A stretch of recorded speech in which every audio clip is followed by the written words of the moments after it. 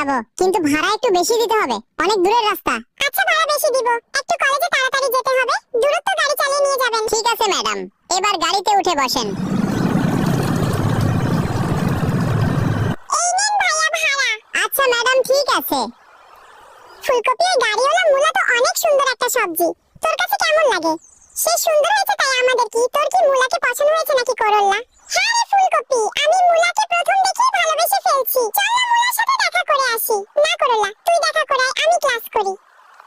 করল্লা madam, এই মাত্র তো কলেজে আসলেন, আবার কই যাবেন? মূলা, আমি আপনাকে প্রথম দেখেই ভালোবেসে ফেলছি। আমি আপনার হৃদয়ে একটু জায়গা চাই, আপনি কি দিবেন?